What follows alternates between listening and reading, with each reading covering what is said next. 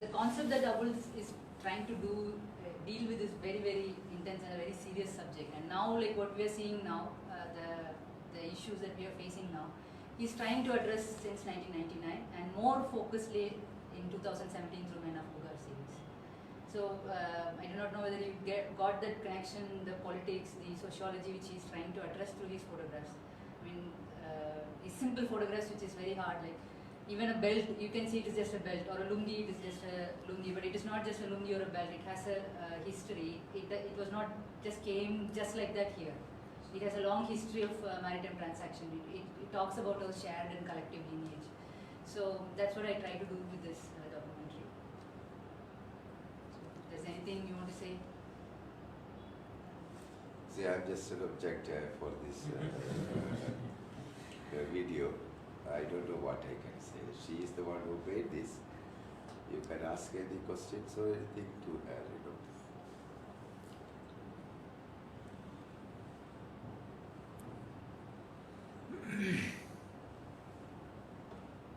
Tulasi വീണ്ടും ഇനിയും ഇതിൽ വർക്ക് ചെയ്യുന്നു. You are continuing the research still? Yes. Abul is planning to, this is a 5-part series. Abul has completed 3 parts. I was part of the second part. That time I was very skeptical, you know, I'm a woman and he is taking Chilapadiharam. I mean, from South Indian background, I think like Chilapadiharam is an anti-women text. So I was very skeptical that why he should take a subject like that. So during the contemporary heroines, I was this opposing person who was there, part of the shoot, but all the time I was telling like, what is he doing? What is he trying to do? But over the 1.5 years of conversation, I understood that was in Men of Pugar, and that's what I tried to present here. He's working on the 4th and 5th part. I hope if he allows, I will continue. Now that he knows that I'm having this habit of shooting without his knowledge, I do not know whether he's going to let me continue that. But if he allows, I would really like to work on the next 2 projects also.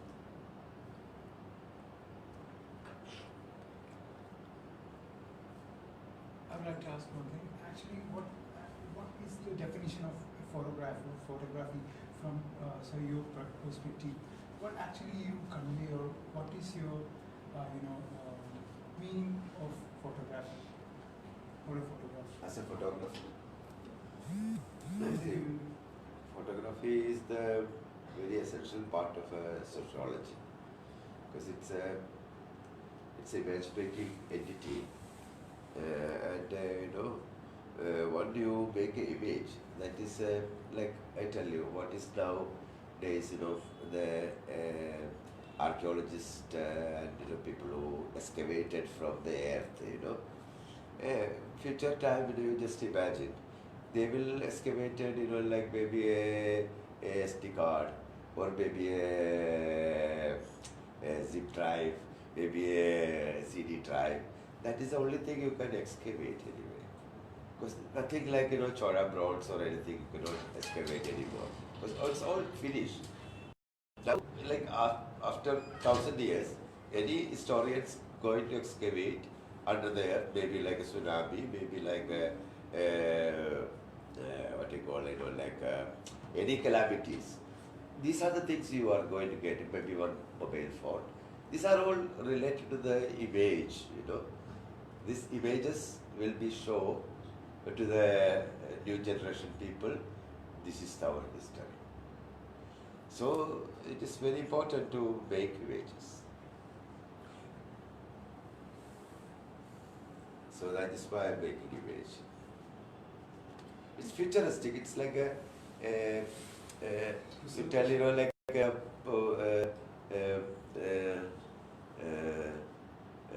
what do you call that, you know, like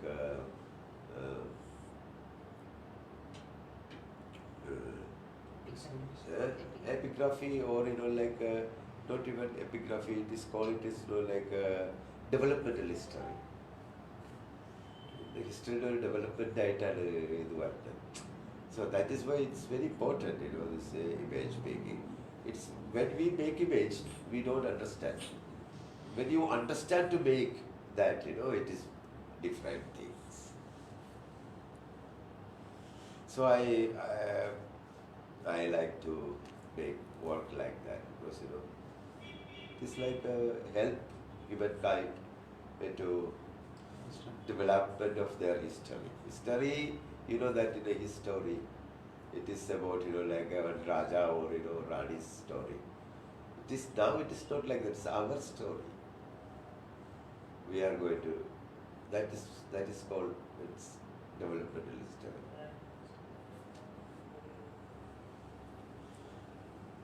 I think in India the photography is very much restricted to certain styles and approaches. Like for example, street photography or journalistic style, you need to have something in that image. But if you look at Abdul's images, there's no event he's documenting. That he's creating an event kind of, like, you're not seeing a very spectacular sunrise or a very fascinating or very sad looking some scene. It is kind of breaking the colonial style that photography is chained until now. Also, like, we have masters like, Brazon, Cartier, and, everybody. They think about, like this, they are making about, like, what is it called, a decisive movement. Every movement is decisive, There is no one movement is not decisive. But I try to make, non-decisive movement. Because I decided what movement I want to make it. So it is an intervention. It is not like just event happened, you make it. It is I made event. I create event. And I create event according to my perception. Maybe it's wrong. Maybe it is that is all world to time. After long time, it will talk. It's like a poetry. Yeah, it is like poetry. That's exactly because you look like there was a very fascinated one photographer called Emmanuel Bravo, Mexican photographer. He was working with Octavio Paz, and their combination, because you cannot see that what is poetry and what is photography. It is both are same. Less ambiguous movement, and Kalpana and Bhavana. Very, very important. Monochromic ആയിട്ടാണ് കാണുക. അതിനകത്ത് colour ഒരു ഇല്യൂഷനാണ്. ശരിക്കും colour ഒരു ലൈറ്റിൻ്റെ ഒക്കെ ഒരു ഇല്യൂഷനായിട്ടുള്ള അതിനകത്ത് ശരിക്കും ഒരു അവ്യക്തമായിട്ടുള്ളൊരു സംഭവം. ഡ്രീം അങ്ങനെയല്ല. ഡ്രീം ഈ പോയട്രിയുമായിട്ട് റിലേറ്റ് ചെയ്തിട്ടാണ് ഈ ബ്ലാക്ക് ആൻഡ് വൈറ്റ്. ഞാൻ കളർ ഒരുപാടൊക്കെ എടുക്കുന്നുണ്ട്. I like colours some time. പക്ഷെ അത് സബ്ജക്റ്റ് വൈസ് ആണ്. അത് ഏതോ ഒരു പ്രത്യേക തരത്തിലുള്ള ഒരു തരത്തിലുള്ള കൽപ്പനയെ ഞാനിങ്ങനെ ഓവർകം ചെയ്യുമ്പോൾ ചില കളറുകൾ ഉപയോഗിക്കാറുണ്ട്. പക്ഷെ അത് കളർ എനിക്ക് അത്ര ഇഷ്ടമല്ല. അതൊരു ലാംഗ്വേജാണ് ശരിക്കും. ഇപ്പോൾ എന്താണ് ഇംഗ്ലീഷിൽ എഴുതുന്നത്, എന്താണ് മലയാളത്തിൽ എഴുതുന്നത്, എന്താണ് അറബിയിൽ എഴുതുന്നത്, എന്താണ് തമിഴിൽ എഴുതുന്നത്, അതെല്ലാം ഓരോരോ ലാംഗ്വേജുകളാണ്. ആ ലാംഗ്വേജുകൾ അതിനകത്ത് വളരെ ഇമ്പോർട്ടൻ്റ് ആണ്. എന്ത് ലാംഗ്വേജിലാണ് നിങ്ങൾ കൈകാര്യം ചെയ്യുന്നത്. അപ്പോൾ എൻ്റെ ലാംഗ്വേജ് എന്നുണ്ടെങ്കിൽ ഒരു ബ്ലാക്ക് ആൻഡ് വൈറ്റ് ലാംഗ്വേജാണ്. എന്നുണ്ടെങ്കിൽ വെരി മിനിമലൈസ്ഡ്, എന്നുണ്ടെങ്കിൽ വളരെ മിനിമലായിട്ടുള്ള ഒരു ലാംഗ്വേജ് ഇതാണ് ഞാൻ സ്റ്റാർട്ട് ചെയ്യണം. അപ്പോൾ ആ മിനിമലിസമാണ് ഞാനകത്ത് ശരിയായിട്ട് ഞാൻ യൂസ് ചെയ്യാൻ നോക്കണം. മിനിമലിസ്റ്റിക് ലാംഗ്വേജ് എന്ന് പറഞ്ഞാൽ ഒരു നേർരേഖയും ചിലപ്പോൾ ഒരു സ്ഥൂലമായിട്ടുള്ള നേർരേഖയും ഒരു വട്ടമായിട്ടുള്ള നേർരേഖയും പോയി അത്ര വളരെ സിമ്പിളാണ്. അപ്പോൾ സിംപിൾസിറ്റി കൊണ്ടുവരാനായിട്ട് എന്നെ ശ്രമിക്കുന്നത്. അതാണ് അതിനകത്ത് ഞാൻ ശ്രമിച്ചുകൊണ്ടിരിക്കുന്നത്. അതൊരു വ്യക്തമായ എൻ്റെ ഇൻട്രസ്റ്റാണ്. അതിലേക്ക് അത് ഇപ്പോൾ കളറൊക്കെ എടുക്കാൻ വളരെ സൗകര്യമാണ്. അല്ല, ഇൻട്രസ്റ്റിംഗ് ആയിട്ട് തോന്നിയത് ഇപ്പൊ ഒരാളുടെ തല കാണിക്കാതെ തന്നെ അയാളുടെ ബോഡിയുടെ അതർ പാർട്സ് അത് ഫോക്കസ് ചെയ്യുന്നുണ്ട്. മിക്കലും അങ്ങനെ കാണുന്നത്. നമ്മള് എല്ലാത്തിനും ഒന്നിച്ച് കാണിക്കാതെ അത് ഈ പ്രത്യേകിച്ച് ഞാൻ വളർന്നു വന്ന ഒരു സാഹചര്യവും എൻ്റെ ഇതെല്ലാം വെച്ച് നോക്കുമ്പോൾ നമുക്കിപ്പോൾ സാക്രിഫൈസ് ആയിട്ടും ഇങ്ങനെ പല ഇങ്ങനെ എല്ലാം ചൈൽഡ് ആയിട്ടാണ് നമ്മളിതിനെ കണ്ടിട്ടുള്ളത്. പല കാര്യങ്ങളെല്ലാം ഭാഗികമായ കാഴ്ചകളാണ്. ഭാഗികമായ കാഴ്ചകളെ നമ്മൾ എങ്ങനെയാണ് റെപ്രസെന്റ് ചെയ്യേണ്ടത്, അതാണ് അതിനകത്ത് ഏറ്റവും കൂടുതൽ ഞാൻ ഉപയോഗിക്കാൻ ശ്രമിക്കുന്നത്. ഇതിൽ ഈ കോമ്പോസിഷൻ്റെ ഇപ്പോൾ നമ്മൾ ഫോട്ടോഗ്രാഫിയെ സംബന്ധിച്ച് പ്രധാനമാണെന്ന് പറയുമല്ലോ. പുള്ളിനെ സംബന്ധിച്ച് ഇതിലെ കോമ്പോസിഷൻ എങ്ങനെയാണ്, അതിൻ്റെ ഒരു ഈ കരിയറിലെ അതിൻ്റെ ഒരു ഡെവലപ്മെന്റ് എങ്ങനെയാണെന്നൊന്നും. അത് അറിയാമോ? ഇപ്പോൾ ഈ ഫോട്ടോഗ്രാഫി എന്ന് പറഞ്ഞാലോ അല്ലെങ്കിൽ സിനിമ എന്ന് പറഞ്ഞാലോ എല്ലാം എല്ലാം ഉത്ഭവിച്ചത് ഡാൻസ് എന്ന് പറഞ്ഞ സംഭവത്തിലാണ്. മൂവ്മെന്റ് അതിങ്ങനെ ഒരു സ്റ്റേജിൽ, ഒരു റെക്ടാങ്കുലർ സ്റ്റേജിലാണ് നമ്മളിത് ഇങ്ങനെ. അപ്പൊ നമ്മുടെ കാഴ്ച മുഴുവൻ ക്രോഡീകരിച്ചേക്കുന്നത് അങ്ങനെ ഒരു ഇതിനകത്ത്. അതില്ലെങ്കിൽ നമ്മൾ ആദ്യകാലത്ത് ഇപ്പൊ ഡാൻസ് തന്നെ വന്നിട്ട് എങ്ങനെയാണ് ശരിക്കും സാഹിത്യമായിട്ട് ബന്ധപ്പെട്ടിട്ടാണ്. സാഹിത്യത്തിന്റെ വിഷ്വൽ ഫോമാണ്, ഹ്യൂമൻ മൂവ്മെന്റ് ആണ് ഈ ഡാൻസ്, തിയേറ്റർ, ഇങ്ങനെയുള്ള സാധനങ്ങളെല്ലാം തന്നെ. പക്ഷെ അതിനെ ഞാൻ ബ്രേക്ക് ചെയ്യാനായിട്ട് ഇങ്ങനെ ശ്രമിച്ചിട്ടുണ്ട് പല സമയത്ത്. ഇപ്പൊ നമ്മൾ റെക്ടാങ്കുലർ ഫോമിൽ കാണുന്ന ഈ സാധനത്തിനെ സ്ക്വയറായിട്ട് ഞാൻ ഉപയോഗിക്കാൻ തുടങ്ങിയിട്ടുണ്ട്. ഈ സ്ക്വയർ എന്ന് പറഞ്ഞിട്ടുണ്ടെങ്കിൽ പെട്ടെന്ന് തന്നെ നമ്മളിപ്പോൾ കണ്ടോണ്ടിരിക്കുന്ന ഒരു രീതിയില് പെട്ടെന്ന് തന്നെ വേറെ രീതിയിലേക്ക് എന്നെ കൊണ്ടുവരും. അതില്ലെങ്കിൽ എന്തോ ഡിഫറെൻ്റ് ആണല്ലോ. അല്ലെങ്കിൽ പറയുന്ന കാര്യങ്ങൾ ദീർഘചതുരത്തിൽ നിന്ന് ചതുരത്തിലേക്ക് വരികയാണ്. അപ്പൊ അത് തന്നെ വട്ടത്തിലേക്ക് വന്നു കഴിഞ്ഞാൽ ഡിഫറെന്റ് മീനിങ് അല്ലേ. അപ്പൊ ഈ മീനിങ്ങിലാണ് നമ്മൾ അധികം കൂടുതൽ ശ്രദ്ധിച്ചിട്ടുള്ളത്. മീനിങ് എന്നുണ്ടെങ്കിൽ അതൊരു തോട്ട്ഫുൾ ആയിട്ടുള്ള ഒരു മീനിങ് ആണ്, അല്ലാതെ വെറുതെ ആക്സിഡന്റലായിട്ട് എനിക്ക് അത് ഇഷ്ടമായത് കേട്ടോ. ഇപ്പോൾ ജമാൽക്ക് ചോദിച്ചാൽ ബ്ലാക്ക് ആൻഡ് വൈറ്റ് എനിക്ക് വെറുതെ ഇഷ്ടമായതല്ല. അല്ലെങ്കിൽ ഞാൻ പിന്നെ വേറൊരു കാര്യം എന്നുണ്ടെങ്കിൽ ഞാൻ ട്രെയിൻ ചെയ്യാൻ തുടങ്ങിയത് തന്നെ ബ്ലാക്ക് ആൻഡ് വൈറ്റിലാണ്. അന്ന് സമയത്ത് കളർ ഉണ്ടായിരുന്നില്ല.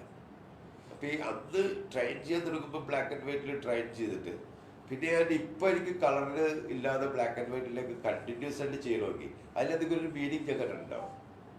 അതിലൊരു ലാംഗ്വേജ് ഞാൻ ഡെവലപ്പ് ചെയ്തിട്ടില്ല. ആ ലാംഗ്വേജ് മിക്കവാറും ആൾക്കാർ ഇപ്പോൾ ഒരു വൺ സ്വിച്ചാണ് ഈ ആപ്ലിക്കേഷൻ.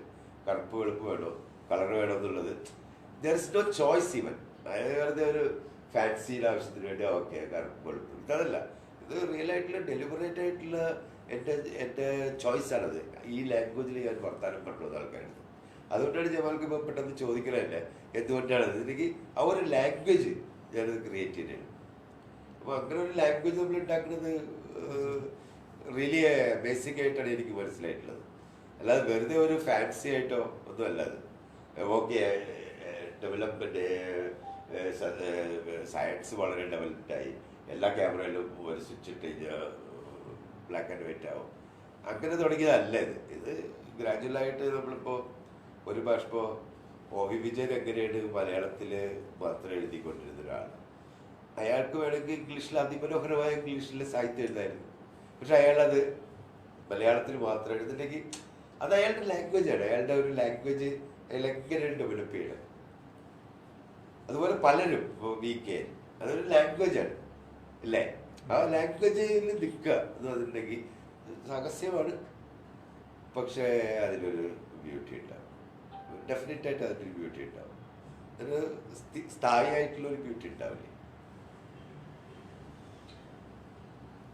ഈ സ്റ്റേജ് ഫോട്ടോഗ്രാഫി എന്ന് പറയുന്നത് സ്റ്റേജ് ചെയ്യുക, ഒരു ഒബ്ജക്ട്സ് നിരത്തി വെച്ചിട്ട് അതിനെ ഫോക്കസ് ചെയ്യുന്ന അത് പ്രാക്ടീസ് ചെയ്യുക. അത് ശരിക്കും ഇപ്പോൾ പറഞ്ഞില്ലേ, നമ്മുടെ മാസ്റ്റേഴ്സ് എന്ന് പറഞ്ഞാല് ബ്രസോൺ കാർട്ടിയർ അല്ലെങ്കിൽ ഫെലിക് ബിയാട്ടോ, ഇങ്ങനെയുള്ള കൊളോണിയൽ മാസ്റ്റേഴ്സ്, അവരെല്ലാവരും തന്നെ എങ്ങനെയാണെന്ന് വെച്ചിട്ടുണ്ടെങ്കിൽ അവർ ഈ ഇന്ത്യയെ കാണേണ്ടത് എങ്ങനെയാണെന്ന് വെച്ചിട്ടുണ്ടെങ്കിൽ ശരിക്കും ഒരു പ്രൊഡക്റ്റായിട്ടാണ്. അപ്പോൾ ഇവിടെ വന്നിട്ട് അവർ ശരിക്കും ബ്രസോൺ കാർട്ടിയർ എന്നൊക്കെ പറഞ്ഞാൽ എല്ലാവരും വളരെ വലിയ ആളാണെന്ന് വിചാരിക്കും. പക്ഷെ അയാൾ is a thief, is a കള്ളനാണ്. അല്ലെങ്കിൽ ഇയാൾ ഇവിടുന്ന് നമ്മളുടെ രാജ്യത്തുള്ള പല സമ്പത്തുകളും പലരും കൊള്ളടിച്ചിട്ടുണ്ട്. പക്ഷെ ഈ വിഷ്വൽ സമ്പത്ത് കൊള്ളടിച്ചിട്ടുള്ള വളരെ കുറഞ്ഞ ആൾക്കാരുണ്ട്. അതിലൊരാളാണ് ഇയാൾ, ഈ വിഷ്വൽ സമ്പത്ത് കൊള്ളടിച്ചിട്ടുള്ളത്. എന്നിട്ട് ഈ വിഷ്വൽ സമ്പത്ത് കൊള്ളടിക്കുകയും ഈ വിഷ്വൽ സമ്പത്തിന് നേരെ ഇയാൾ വിദേശ രാജ്യങ്ങളിൽ കൊണ്ടുപോയി അവിടെ കൊണ്ടുപോയി അത് വിൽക്കുകയും വാങ്ങുകയും ഒക്കെ ചെയ്തിട്ടുള്ള ഒരാളാണ് ഇയാൾ. അപ്പൊ ഇത് ഒഴിവായിട്ട് എന്നിട്ട് അതിനൊരു പേര് പുള്ളി ഇട്ട് ഡിസിസീവ് മൂവ്മെന്റ്. എല്ലാ മൂവ്മെന്റും ഡിസിസീവ് ആണ്. അപ്പൊ അതിന് നമ്മൾ എങ്ങനെയാണ് ഓവർകം ചെയ്യുക? ഇതൊക്കെ പറഞ്ഞാൽ നമ്മൾക്ക് ഒരുതരം ട്രൂമയാണ് നമ്മളുടെ ലൈഫിൽ. ഇതിലെങ്ങനെ അപ്പൊ നമ്മളൊരു മൂവ്മെന്റ് നമ്മൾ ക്രിയേറ്റ് ചെയ്തു, നമ്മൾ സ്റ്റേജ് ചെയ്തു. ഇപ്പൊ സ്റ്റേജ് ചെയ്തെങ്ങനെ എൻ്റെ ഇഷ്ടത്തിലുള്ള എൻ്റെ മൂവ്മെന്റ് ആണ്, അല്ലാതെ അവിടെ നടക്കണ ഒരു ഇവന്റ് അല്ല അത്. I create an event. അപ്പോൾ ആ ഇവന്റിന് എനിക്ക് എന്തൊക്കെ പറയാൻ പറ്റുമോ അതെല്ലാം എനിക്ക് അവിടെ പറയാൻ പറ്റും. ഒരാളുടെ കയ്യിലൊരു താമര കൊടുത്തിട്ട് ഒരു കത്തി കൊടുത്താൽ എനിക്കതൊരു ഇവന്റാണ്. ആ ഒരു ഇവന്റ് ഞാൻ ക്രിയേറ്റ് ചെയ്യും. അങ്ങനെ ഒരു ഇവന്റ് ഉണ്ടാവില്ല. അപ്പോൾ ഈ സ്ട്രീറ്റ് ഫോട്ടോഗ്രാഫി എന്ന് പറഞ്ഞിട്ടുള്ള ഈ ഒരു സ്ട്രീറ്റ് ഈസ് എ തിയേറ്റർ. അവിടെ ഇങ്ങനെ പല കാര്യങ്ങളും നടന്നുകൊണ്ടിരിക്കുന്നുണ്ട്. അതിങ്ങനെ ഷൂട്ട് ചെയ്യലാണ് ഇവരുടെയൊക്കെ പരിപാടി. എന്നുണ്ടെങ്കിൽ എക്സോട്ടിസിസ് ആണ്. എല്ലാത്തിനും നമ്മളിങ്ങനെ എക്സോട്ടൈസൈസ് ചെയ്ത് അത് ഇവിടെ ഒരു കൈതോട്ടക്കാരൻ്റെ ഫോട്ടോ എടുക്കുന്നു, അല്ലെങ്കിൽ ഒരു പാമ്പോളിക്കാരൻ്റെ ഫോട്ടോ എടുക്കുന്നു. ഇതെല്ലാം അവിടെ നടന്നുകൊണ്ടിരിക്കുന്ന വിഷയങ്ങളാണ്. അല്ലാതെ അവർ ഫോട്ടോ എടുക്കാൻ വേണ്ടി ഉണ്ടാക്കിയിട്ടുള്ള അല്ല. ഇവിടെ നടന്നുകൊണ്ടിരിക്കുന്ന വിഷയങ്ങൾ അതിനെടുത്തിട്ട് പുറത്ത് ഇവിടെ ഇല്ലാത്ത ഫ്രാൻസിൽ കൊണ്ടിട്ട് ഒരു പാമ്പോളിക്കാരനെ കണ്ടു കഴിഞ്ഞാൽ അവർ ആ അത്ഭുതപ്പെട്ടു. ഒരാൾ പാമ്പ് പോയിട്ടിരിക്കണം. പാമ്പ് അവർക്ക് എന്നിട്ട് ഈ ബിബ്ലിക്കലായിട്ട് ഒരു ചെകുത്താൻ്റെ സ്വരൂപമാണ്. ചെകുത്താൻ്റെ സ്വരൂപമായിട്ടൊരു ഒരാളാണ്. അപ്പോൾ അപ്പം തന്നെ പെട്ടെന്ന് തന്നെ ഒരു എക്സാജറേഷൻ ഉണ്ടാവുന്നു, ഒരു എക്സൈറ്റ്മെന്റ് ഉണ്ടാവുന്നു, അതിനൊരു എക്സോട്ടിക് എലിമെന്റ് ഉണ്ടാവുന്നു, അത് വിൽക്കപ്പെടുന്നു. അല്ലെങ്കിൽ ആഫ്രിക്കയിൽ പോയിട്ട് അപ്പം ഇങ്ങനെയാണ് ഇത് ഈ വർക്ക് ചെയ്തിട്ടുള്ളത്. അപ്പം ഇതിനെ നമ്മൾ എങ്ങനെയാണ് മറികടക്കുക എന്നുള്ളത് ഭയങ്കര ഒരു തീവ്ര യജ്ഞമാണത്. അത് വെറുതെ എടുത്തല്ല. അത് നമ്മളെ ആൾക്കാരെല്ലാം നമ്മുടെ യങ് ഫോട്ടോഗ്രാഫേഴ്സ് എല്ലാവരും ഒരു ക്യാമറ വാങ്ങുന്നു, അവരുടെ ലോട്ടിൽ നടക്കുന്നു, എല്ലാം ഫോട്ടോ എടുക്കുന്നു. അവരുടെ വാപ്പാനും ഉമ്മാനെയൊക്കെ അവരുടെ എന്ത് എക്സോട്ടിക്കാണ്, എല്ലാ ദിവസം കണ്ടാണല്ലേ. പക്ഷെ അവരതിലേക്ക് എടുക്കുന്നു, പല പല കാര്യങ്ങൾ എടുക്കുന്നു. പക്ഷെ അതിനെക്കുറിച്ചൊന്നും യാതൊരു വിധത്തിലുള്ള ചിന്തകളും ഇല്ലാതെയാണ്. ഇതിൻ്റെയൊക്കെ ചിന്തകൾ ജേർണലിസ്റ്റിക് ഫോട്ടോഗ്രാഫി ആയിരുന്നല്ലോ നിങ്ങൾ കുറച്ചു കാലം വളരെ മുമ്പേ PTIയിലൊക്കെ വർക്ക് ചെയ്യുന്നവരാണ്. അതിൽ നിന്നും ഇതിലേക്ക് വരേണ്ട കാരണം കൃത്യമായിട്ട് ആർട്ടിസ്റ്റിക് ഫോട്ടോഗ്രാഫിയിലേക്ക് എത്തുന്നത് എങ്ങനെയാണ്? ഇല്ല, ഇതിന്റെ ജേർണലിസ്റ്റിക് ഫോട്ടോഗ്രാഫി എന്ന് പറഞ്ഞിട്ടുള്ള ഒന്ന് എനിക്ക് അങ്ങനെ ആലോചിച്ചിട്ടായിരുന്നില്ല. പക്ഷെ എനിക്ക് ചില കമ്മ്യൂണിസ്റ്റ് ചിന്തകളും ഒക്കെ ആയിട്ട് ഞാനൊരു ശരിക്കും പറഞ്ഞിട്ടുണ്ടെങ്കിൽ ഒരു ഇവന്റ് ഫോട്ടോഗ്രാഫർ ആയിരുന്നു ആദ്യം. കല്യാണ ഫോട്ടോ എടുക്കുക അങ്ങനെയൊക്കെയുള്ള പരിപാടിയായിരുന്നു. ഈ ജേർണലിസ്റ്റിക് ഫോട്ടോഗ്രാഫിയിലേക്ക് വരാനുള്ള കാരണം ഒരാൾ ജമാലൊക്കെയാണ്. പക്ഷെ എനിക്ക് ഇങ്ങനെ വരാനുള്ള കാര്യം എന്നുണ്ടെങ്കിൽ കമ്മ്യൂണിസ്റ്റ് ഐഡിയോളജിയൊക്കെ വരുന്ന സമയത്ത് നമുക്കതുകൊണ്ട് എന്തെങ്കിലും ചെയ്യാൻ പറ്റും, പുതിയതായിട്ട് എന്തെങ്കിലും ഒരു മാറ്റം ഉണ്ടാക്കാൻ പറ്റും, പെട്ടെന്ന് സമൂഹത്തിന് എന്തെങ്കിലും വലിയൊരു സംഭവം ഉണ്ടാക്കാൻ പറ്റും, നമ്മുടെ കോൺട്രിബ്യൂഷനായിട്ട് നമുക്ക് എന്തെങ്കിലും ചെയ്യാൻ പറ്റും എന്നൊക്കെ വിചാരിച്ചിട്ടാണ് ഇതിനകത്തേക്ക് ഇറങ്ങുന്നത്. പിന്നീട് നമുക്ക് മനസ്സിലാവുന്നുണ്ടെങ്കിൽ ഹസ്രത്ത് ബാൽ ഇഷ്യൂ അല്ലെങ്കിൽ ബാബറി മസ്ജിദ് പരിപാടികൾ ഇതെല്ലാം കാണുമ്പോൾ നമുക്ക് മനസ്സിലാവും ഇത് നമുക്കൊരു മാറ്റം ഉണ്ടാക്കാൻ പറ്റില്ല. മാറ്റം ഉണ്ടാക്കാൻ പറ്റുമെങ്കിൽ അത് കമ്പനി മുതലാളി വിചാരിക്കണം, മാതൃഭൂമി വിചാരിക്കണം ഇത് മാറ്റം ഉണ്ടാക്കാൻ പറ്റുമെന്ന്. നമ്മളെ കൊണ്ടൊന്നും ചെയ്യാൻ പറ്റില്ല. അവൻ പറഞ്ഞതേ നമുക്ക് ചെയ്യാൻ പറ്റുള്ളൂ. അവൻ കൂലി വന്ന് നമ്മളെ കൊണ്ട് പണിയെടുക്കുമ്പോൾ നമ്മൾ അവന് പണിക്കാരൻ മാത്രമേ ഉള്ളൂ. പണിക്കാർക്ക് എന്ത് മാറ്റം ഉണ്ടാക്കാൻ പറ്റും? ഒരു മാറ്റം ഉണ്ടാക്കാൻ പറ്റില്ല. അപ്പൊ പണിക്കാർക്ക് ഒരിക്കലും ഒരു സ്ഥാനത്തിന് മാറ്റാൻ പറ്റില്ല. So I decided. അത് വളരെ ചെറിയൊരു കാലമാണ് അതിന് ചെയ്തിട്ടുള്ളത്. അല്ല, അത് പറയാൻ പറ്റുമോ? അതെനിക്ക് പറയാൻ പറ്റുമെന്നുണ്ടെങ്കിൽ ഇപ്പൊ നമ്മള് സിറിയയില അഭയാർത്ഥികളുടെ ആ കുട്ടിയുടെ ഫോട്ടോ ഭയങ്കര കൊച്ചിന്റെ ഫോട്ടോനെ പറ്റി തന്നെ ഒരുപാട് ആംബിഗസ് ആയിട്ടുള്ള വാർത്തകൾ ഉണ്ടായിരുന്നു. ആ കൊച്ചിനെ അവിടെ കൊണ്ട് ഇട്ടതാണെന്ന് ഒരു പറയുന്നുണ്ട്. ഇതിന്റെ കൈ ബാക്ക്ഗ്രൗണ്ട് ഈ കാപ്പയുടെ ഫോട്ടോ, ഈ സിവിൽ വാർ നടക്കുമ്പോൾ ഈ വെടിവെച്ച് കൊല്ലുന്ന ആ ഫോട്ടോ അയാളുടെ അനിയന്റെ പിന്നെ പറഞ്ഞിട്ടായിരുന്നു അത് സ്റ്റേജ് ചെയ്തതാണ്. അപ്പൊ ഇതെല്ലാം നമുക്ക് എന്താ വെച്ചിട്ടുണ്ടെങ്കിൽ ഈ ഇപ്പൊ റിയാലിറ്റി ഓഫ് ട്രൂത്ത് എന്ന് പറഞ്ഞാലും ട്രൂത്തിന്റെ മാറ്ററിന്റെ ട്രൂത്തും രണ്ടും രണ്ടാണ്. അത് അങ്ങനെ ഒരു ട്രൂത്ത് നമുക്ക് പറയാനുണ്ടാവില്ല ഫോട്ടോഗ്രാഫിയിൽ. നമുക്കത് അല്ലെങ്കിൽ ഇപ്പോൾ നമ്മൾ കാണുന്ന പല കാര്യങ്ങളും ഏറ്റവും വളരെ വ്യക്തമായിട്ട് പറയാവുന്ന കാര്യമാണ് ഗോത്ര ഇൻസിഡന്റ്. ഈ അടുത്ത കാലത്താണ്, ആദ്യം ദൂരം പോട്ടെ, അതിനകത്ത് കിട്ടിയിട്ടുള്ള ഫോട്ടോഗ്രാഫ്സ് എല്ലാം തന്നെ അതിനകത്തൊന്നും ഒരു ട്രൂത്ത് ഇല്ല. Photography is not a truthful material.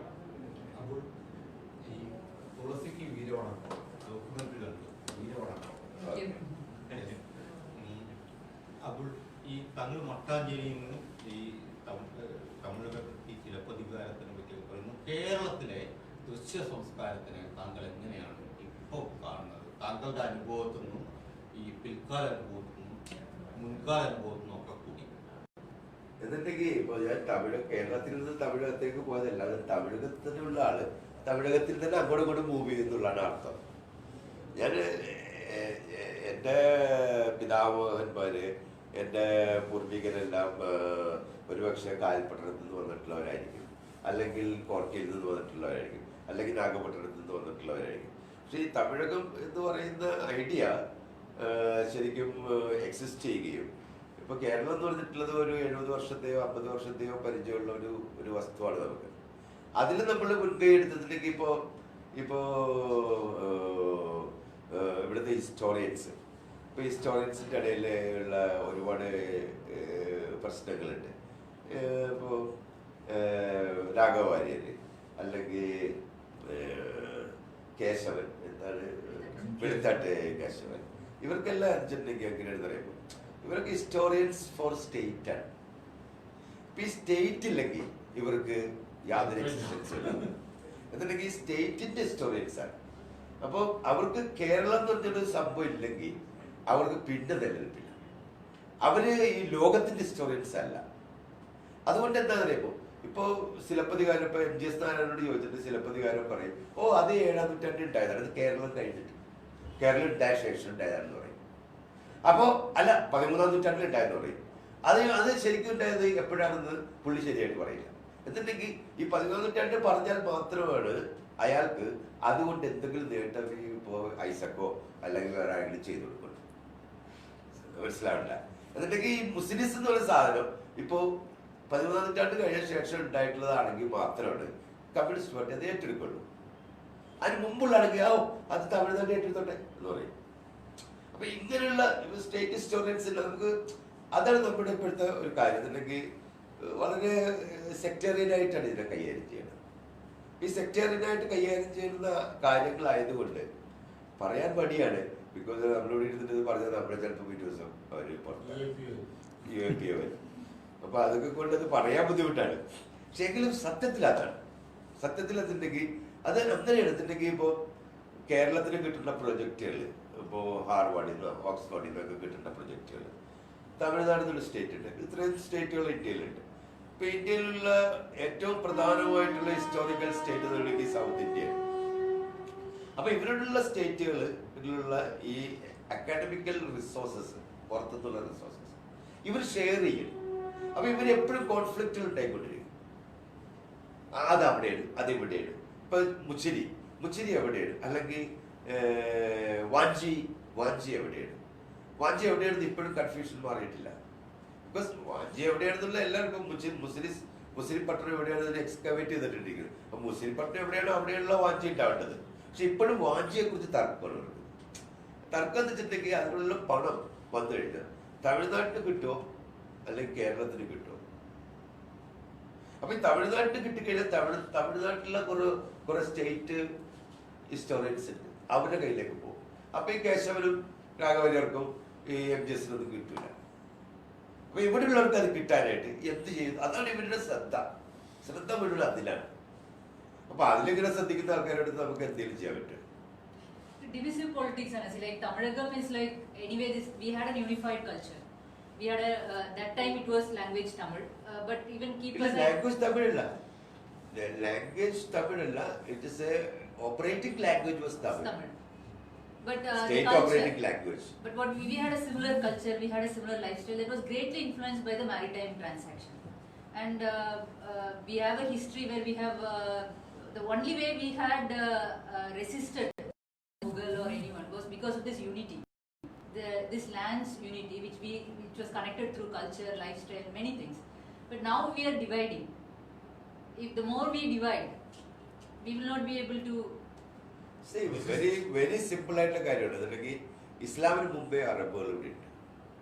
Arabs are here before Muhammad ഉണ്ടെങ്കിൽ മുഹമ്മദിന്റെ വാപ്പട്ടാണ് മുമ്പ് ഇവിടെ അറബ്സ് ഉണ്ട്.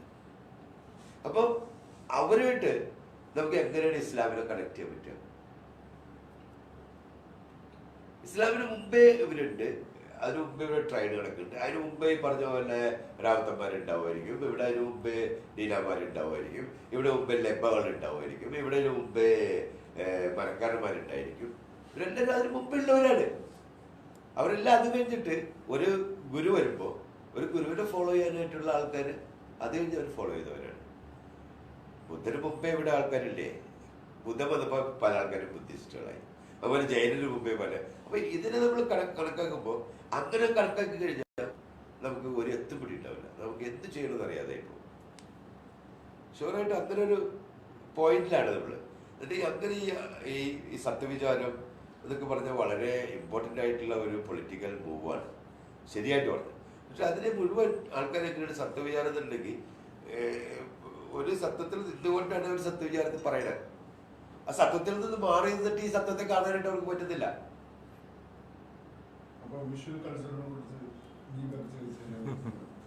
വിഷ്വൽ കൾച്ചറിനെ കുറിച്ചിട്ട് പറഞ്ഞിട്ടുണ്ടെങ്കിൽ വിഷ്വൽ കൾച്ചർ ശരിയായിട്ട് പറഞ്ഞാൽ കേരളത്തിലെ വിഷ്വൽ കൾച്ചർ വളരെ പൂറാണ്. അല്ലെങ്കിൽ വളരെയധികം ഉന്നമനം ഉണ്ടാവേണ്ട ഒരു കാര്യമാണ് ശരിയായിട്ടും. ഈ സാഹിത്യ ലോകം കേരളത്തെ വളരെയധികം, കേരളത്തെ മാത്രമല്ല സൗത്ത് ഇന്ത്യ മൊത്തത്തിൽ സാഹിത്യ ലോകം വളരെ നശിപ്പിച്ചിരിക്കുന്നു. പക്ഷെ സാഹിത്യ ലോകത്തിൽ നിന്നാണ് ഈ ഡാൻസും ഡ്രാമയും എല്ലാം ഉണ്ടായത്. പക്ഷെ അത് ആ കാലഘട്ടത്തിലേക്ക് മാത്രം നിലനിൽക്കുകയും അത് കഴിഞ്ഞ് ഡെവലപ്പ് ചെയ്യാൻ പറ്റാതെ ചെയ്യുന്നത്. ബിക്കോസ് അതിനകത്തുള്ള പ്രധാന വിഷയം എന്നുണ്ടെങ്കിൽ ഈ നായർ കമ്മ്യൂണിറ്റിയുടെ ഒരു ഹെച്ചുമണി അതിനകത്തുണ്ട്. സാഹിത്യം കൈകാര്യം ചെയ്തിരുന്ന ആൾക്കാരുടെ ഒരു ഹെച്ചുമണി അതിനകത്തുണ്ട്. ഇപ്പൊ ഉദാഹരണത്തിന് പറഞ്ഞിട്ടുണ്ടെങ്കിൽ എങ്ങനെയാണ് കർണാട്ടിക് സംഗീതം ഡാൻസിൽ നിന്ന് മാറിപ്പോയി?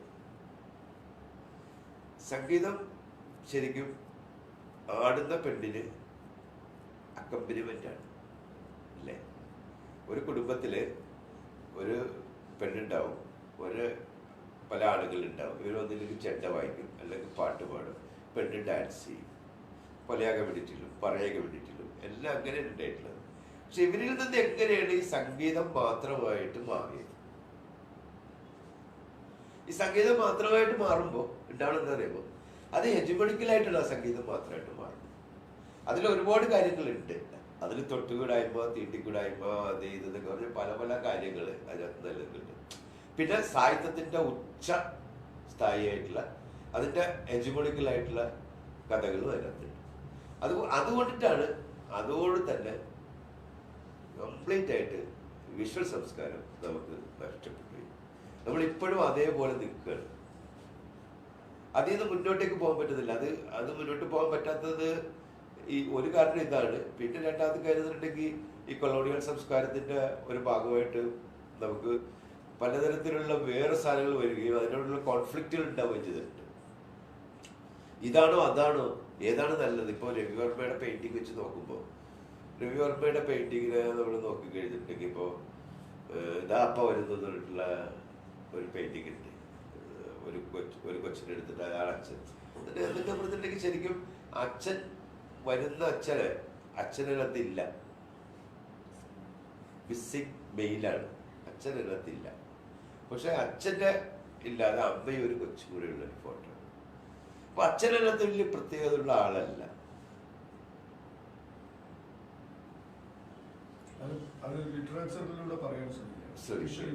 വിഷ്വലിലൂടെ അല്ല, ലിറ്ററേച്ചറിലൂടെ പറയാൻ ശ്രമിക്കുക. അപ്പൊ സാഹിത്യത്തിന് എന്തുണ്ടെങ്കിൽ അതിനകത്ത് അതിന്റെ മേൽക്കോയ്മ വളരെയധികം ഉണ്ട്. മേൽക്കോയ്മ ഉണ്ടെന്നുണ്ടെങ്കിൽ സാഹിത്യം ആദ്യം അതിന് തെറ്റായിട്ട് ഞാൻ പറഞ്ഞതല്ല. ബിക്കോസ് സാഹിത്യം ശരിക്കും ഇപ്പോ ശബ്ദം ഉണ്ടാക്കുന്നത് തുടങ്ങിയൊരു സാഹിത്യമുണ്ട്. അപ്പൊ നമുക്ക് വരയ്ക്കാൻ അറിയില്ലായിരുന്നു. അത് കഴിഞ്ഞിട്ടാണ് ഈ വരയും ഡാൻസും ഒക്കെ നമ്മൾ തുടങ്ങുന്നത്. പക്ഷെ സാഹിത്യത്തിന് അതിനായിട്ടുള്ള പ്രത്യേകിച്ച് സാഹിത്യത്തിന് ഓവർകം ചെയ്യാനായിട്ട് വിഷ്വൽ കൾച്ചറിന് പറ്റിയില്ല. ഇത്രയേ ഉള്ളൂ സിമ്പിളായിട്ടുള്ള കാര്യം. കേരളത്തിലും അല്ലെ സൗത്ത് ഇന്ത്യയിലും മൊത്തം അങ്ങനെയാണ്. നോർത്ത് ഇന്ത്യയിലും അങ്ങനെ ആയിരിക്കും. ബിക്കോസ് അതിനകത്തേക്ക് ഇപ്പോൾ ഗോയാനെ പോലത്തെ ഒരു പെയിന്റർ നമുക്ക് കാണാൻ പറ്റില്ല, ഉണ്ടാവില്ല. പിക്കാസോനെ പോലത്തെ ഒരാളെ നമുക്ക് ഉണ്ടാക്കാൻ പറ്റില്ല.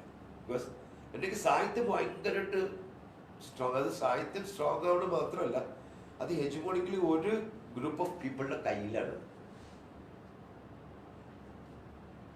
അത് വിട്ടുപോണ മാത്രമല്ല, അത് ശരിക്കും പറഞ്ഞിട്ടുണ്ടെങ്കിൽ ഇപ്പൊ നായർന്ന് ഞാൻ പറഞ്ഞതിന്റെ വിഷയം എന്താ പറയുമോ, തെറ്റായിട്ട് അതിനെ ധരിക്കരുത്. എന്നിട്ട് അതിന്റെ നമ്മളെ വെക്കിട്ട് കയറരുത്.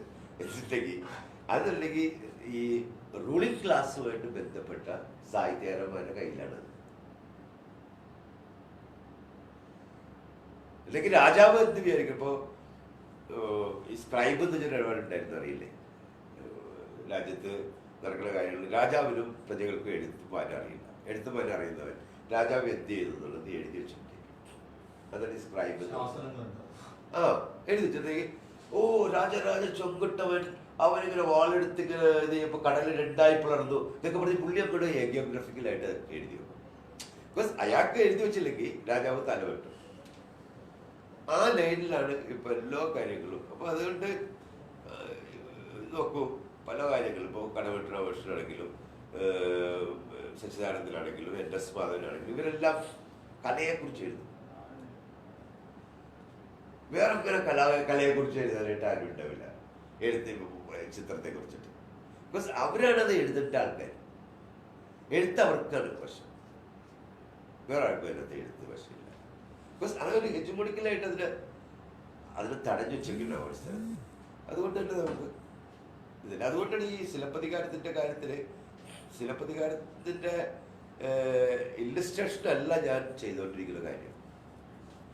അതിനെ റീഇൻറ്റർപ്രറ്റ് ചെയ്യാനായിട്ട് ഒരു തേർഡ് ടെക്സ്റ്റായിട്ടാണ് ഞാൻ അതിനെ ഉപയോഗിച്ചിട്ടിരിക്കുന്നത്.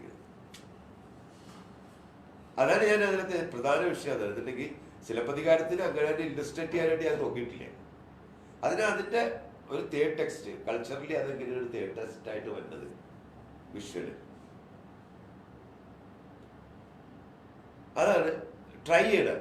അത് എത്രത്തോളം സക്സസ് ആയിട്ടുണ്ട് എന്നതൊക്കെ ആദ്യ പരിപാടികളാണ്. അതൊക്കെ ഇപ്പോൾ 2000 തുടങ്ങിയാണ് ഈ പരിപാടി. 2020 20 വർഷമായി. ഇനിയും 2 സീരീസ് വേറെ കിടക്കുന്നുണ്ട്. അപ്പൊ എൻ്റെ ജീവിത കാലത്തിൽ എനിക്ക് ഇത് കംപ്ലീറ്റ് ചെയ്തു തീർക്കാൻ പറ്റുമെന്ന് എനിക്ക് അറിയാത്ത അവസ്ഥയാണ്.